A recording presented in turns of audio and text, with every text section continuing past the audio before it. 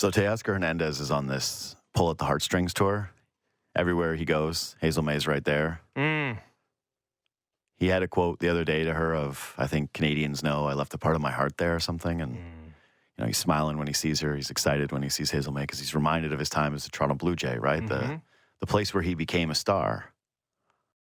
He was a star. Hit 2 home runs in his final game as a Blue Jay. Yeah, I'm going to get to exactly that in a second. That was a playoff game. So, yeah, it's become overplayed at this point.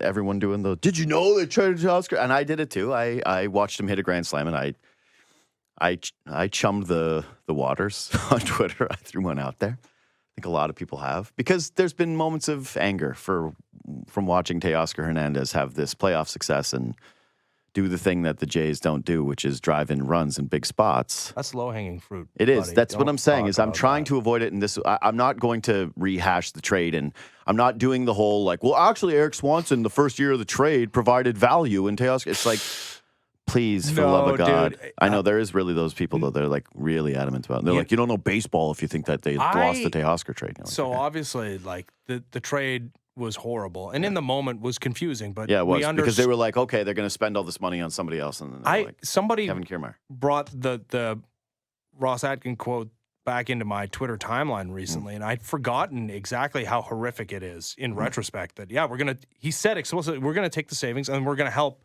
build backfill his offense from within. Yeah, it didn't happen. No, they signed Brandon Belt. He's solid. God, I can't believe his career is over. Yeah, and then you think about the money they gave to Justin Turner. They were like, we can't pay Teoscar Hernandez, surely. We've got to pay Justin Turner this big bag of money.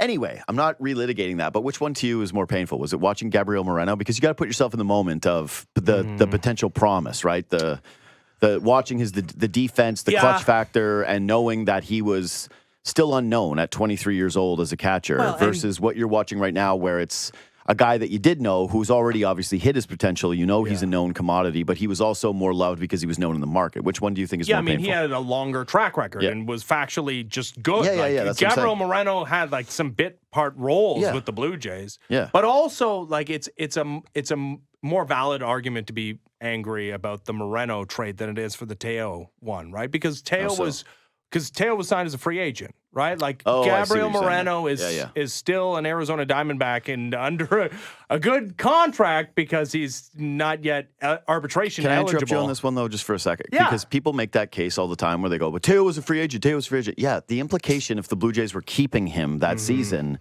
is that he was going to be extended to a contract. He was going to. And in retrospect, who looks at what's he making? $23.5 million on a 1-year deal as an incredible coup. That's what I'm saying is I don't like the whole they had the opportunity to sign him outright thing because when you walk away from a player like that, it's hard to envision it coming back together. I think part of the moving Teoscar is if you're making the case that the trade was bad, it's because you're implying because they keep Teoscar Hernandez, he's awesome or he's better for your offense the following season. At least you have him. But then you're likely extending him to a more team-friendly deal. Yeah, I mean, it's probably more likely than not the last season they're winning more than 89 games and the offense is better than just middle of the road. That's quite clear. And that they are probably talking, extension with him. No, it's Teoscar Hernandez because just factually he's the better player. Okay, so for me it was Moreno. It was more painful because of the reasons I outlined, which was the what could be with him. And now he's had a season where he was fine and good, but ultimately I think he and Varsho, I would still rather have Moreno, but I don't view it as terrifying as it was in the postseason last year anymore. And Varsho's a really good player. He's awesome defensively. He's the DRS king. I don't like the trade still because of the value of the prospect at the time and what they didn't trade thinking they were getting this Dalton Varsho. No. And if both parties thought that this was Dalton Varsho or if the Blue Jays thought it was Dalton Varsho, it wouldn't have cost them Gabriel Moreno. It would not. And Lourdes Gurriel Jr. Yeah, that's the Teoscar Hernandez argument because he did re-sign in Arizona. Here's the thing about the Teo run, though, and not that, okay, this could be dumb guy 101. Yeah, I'm aware home runs matter. But this postseason more than ever has made me realize I am not going to be the same way with on-base percentage ever again. And here's why. You get the postseason, you're seeing all these relievers. You're seeing, other than the greatest starting pitchers in the game, there's a lot of games where you get one pitcher each time through the order. What do you need? You need Teoscar Hernandez's. You need, guess who? Giancarlo Stanton, who every Yankees fan hated. Every Yankees fan went, this is the worst contract in the history of baseball. We can't believe that we paid this guy. And then you remember that baseball in the postseason is homers. You got to have the guys who hit the clutch homers, who have the pedigree to hit the home runs, who can put together those at-bats. And that's the part of the Teoscar Hernandez piece that sucks more than anything else. He was the guy in the postseason that was launching home runs for you. Mm-hmm. He had the track record of not being afraid of these moments. He had the ability to launch baseballs into the stands and change the complexion of baseball games. And all this trying to piece together an offense with a bunch of on-base percentage guys, you're kind of seeing in the postseason where you go, yeah, that obviously is a good thing to have. But come playoff time, you need the thumpers in your lineup that can change the game in one pitch. Yes. But beyond that, so I said low-hanging fruit, not just because that was a phrase that I pulled out of the air. It's what Ross Atkins said in his final media availability about the need to add home runs. So the power is the low-hanging fruit. And there's other ways to build the defense or to build your offense outside of home runs. Yeah. The Blue Jays were bottom 5 in Major League Baseball in hitting home runs. And especially in the postseason. I mean, this is what I said about the Guardians. Yeah. It's like, okay, sure, you can score runs factually, but that's what by Josh not Naylor's hitting home supposed runs. to be for them. Right. Yeah, it's like Stephen Kwan. I love that guy. Like, what a fun player to watch. And wow. But even Josh Naylor, I think, only hit 30 this year. Yeah, I shouldn't say only. That's a great number. But Teoscar only hit 33 this year, right? Yeah. But and when you talk about on-base percentage, you'll never view it the same way, and I get that. And it's not the be-all, end-all. Mm-hmm. It's outside of on-base percentage for me.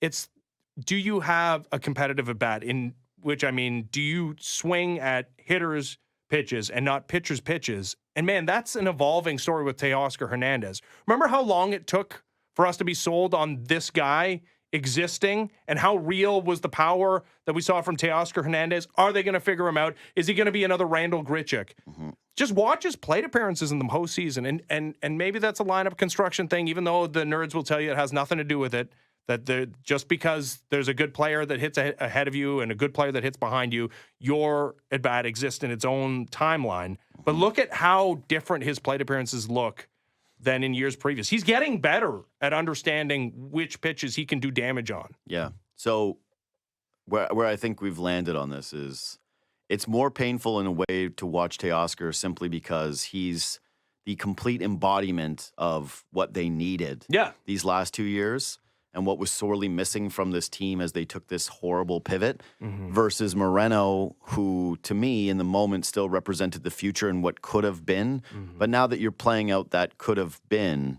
you're like, it wouldn't have materially changed things in the same way that Teoscar. No, you would have still had imagine this. Just substitute Brian Serven for Gabriel Moreno, and I know Danny Jansen started the year, but do the same thing. Like it's Danny Jansen going to the Diamondbacks, whatever. You have Gabriel Moreno and Alejandro Kirk. I don't think it's changing your offensive outlook all that much. No, if it's those two guys. No, but throw Teoscar Hernandez in a corner outfield spot for the 2024 Blue Jays. Obviously, more impactful for a team that just did not hit home runs start to finish. Yeah. Anyways, it sucks. Again, it's just amazing that 2 postseasons in a row, it's been former Blue Jays guys, because Gurriel was really impactful as well. Mm-hmm. So it was 2, and then it's this guy that became these massive postseason stories where they were unbelievably successful, and the whole world was looking at them going, can you believe these guys? And you say, yes. No, I think you hit on something, too, that he is the embodiment of everything, like a philosophical shift, right? Yeah. Because it wasn't just, hey, we're giving up power. It was we're trying to get more mature and defense. We're trying to get more mature, but like what we're gonna do is we're gonna kill you with our defense and enough offense. And I guess the maturity thing too. I agreed with the maturity thing. I really did, and I think a lot of people did. And I don't change that one with the benefit of hindsight. My biggest issue with it is that they didn't mature. Like they still made those errors. Remember how they lost the postseason game last year? It was they were making base running errors. Yep. Yeah, I don't know. Like- Is Vladimir Guerrero Jr. a different dude? Yeah. Just because he had his best offensive season? No, he seems like the same guy. He's just like reaching his offensive potential. I mean, the one we were supposed to take note of when it came to maturity was base running. They had like one of their worst base running seasons ever in 2023. This is what After I mean. trading This is what I mean. Teoscar Hernandez and Lourdes Gurriel Jr. was Matt Chapman, and it was like Kevin Kiermaier making outs on the base pass all season long. Yeah. The defense improved. There's no doubt about it. They won you and I found out that there's something called the Team Gold Glove when we were at the home opener this season. Right? Remember? Yeah. We were like, oh, Jays won that. This year it was the Brewers. Okay. Yeah. I know. Well, we were watching the playoffs and I went, they And the stole our crown. Brewers are fun. They steal a bunch Yeah. of bases. Yeah. They don't hit enough home runs. And guess Yeah. what? They're at home right now. Yeah. Correct. Guess what? You know what? Home runs. Get more home runs. Yeah, man. We need more. I'm thinking. Adam Duns. Oh, yeah, Adam Dunn. Yeah, 3 outcome. Yeah, we need more players. Adam Duns. We really do. I thought we were already trending towards the world of Adam Duns because we had all these guys that were like getting a million strikeouts, and you had to learn, hey, don't worry about the strikeout numbers as much if they're pumping the home runs. But it's felt like we're missing those dudes in the postseason right now. There's Teo, there's Stanton, who are really doing the damn thing. Mm-hmm.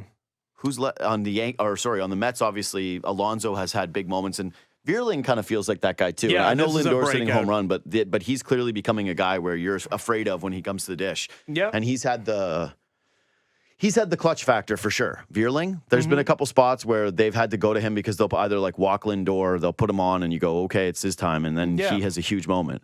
Alonso had the one. Mm-hmm. He's got 2 home runs, but he has the one obviously massive moment. But yeah, it sounds so stupid. It really does. And it sounds so, you're right, the low-hanging fruit thing. I'm almost reluctant to talk about this, but it is. It's just, hey, this offseason, what is the mandate? We talk about the bullpen and needing starting pitching and all this different stuff. And I go, yeah, like you need to do all those things. There's so many areas to make this team improve. So you can really kind of pick anything and make a case for it. But just, you need to get home runs. Yeah. You need to get home runs if you're going to make this a more entertaining product, but also if you're going to actually turn this into something that's going to have success down the line. I don't think it's going to work with, Alejandro Kirkball, where he hits the single all the time and then he's a bad base runner and then you're hoping to bring him home behind it. Without guys who drive in home runs. No, it sounds like a piece of low-hanging fruit, and it sounds reduction area that you're just reducing baseball to one thing. Yeah. But it's just factually the most important thing you can do on offense is kill those rallies. But here's the thing. I've been thinking about the postseason. It's like, it's home runs, and then it's also the bullpen guys the reason why I need the home runs is because the bullpen guys are so good, and there's so many of them that you aren't going to string those huge innings together. No, man. Well, just look at where the batting average has trended over the last decade. And you only get so many moments where, what was the kid's name for Cleveland yesterday that came in? The poor guys. Oh my God, I have him. Yeah, with the Major League postseason record. 4 wild pitches. 4 wild pitches and 3 walks. Just get Joey Cantillo. Oh, you're going to get those moments if you go deep enough, right? You play enough games, you're going to get the odd Joey Cantillo game where the reliever comes in and he just pees down his leg and can't throw a strike and just completely melts down. Yes. But overall, you're not going to have those innings where you're stringing along the hits. Look at how many times in these games like the under is hit. That's been the real profitable thing to do. It's been betting these unders. Just saying, the unders have been pretty good. There's been some ugly losses for the unders because there have been those big blowout innings. But again, oftentimes it's happened with home runs. Anyway, so where the Blue Jays are at is they don't have the home run power for the postseason, and they might have one. You count 2 or 1 arm that you would really trust in a leverage spot in the postseason, like. How you feel the about way Chad? Green finished the season, I don't know. He's he's no better than 5th on the Guardians depth chart. I don't even think he's that. Yeah, I mean, what were the Yankees dangling for? That's what I was thinking. services? That's really annoying. I mean, we do the Chris Bassett thing, and what No, but there misstep was to miss nothing. out Yeah. on trading Chris Bassett with his 20+ million still coming to him next year, and him being good, but mostly a regular season good, right? And, I mean, Marcus Stroman was not on the roster in the American League Division Series. He is in the Championship Series, but like those guys that have mid-4 ERAs are not gots to have in the postseason, but guys that you think can get big outs in the bullpen in the postseason are worth something. And before Chad Green turned into a pumpkin this year, he had real value, and I would love to revisit what the Yankees were offering in a reunion with that dude. Yeah, especially if he can't bounce back next year. Yeah. And he's expensive too. Like he was owed a lot of money. You could have turned that money into another guy. Yeah. Pretty easily. Anyways, good stuff. Sorry to tell the Blue Jays fans where I turned all this stuff from the postseason into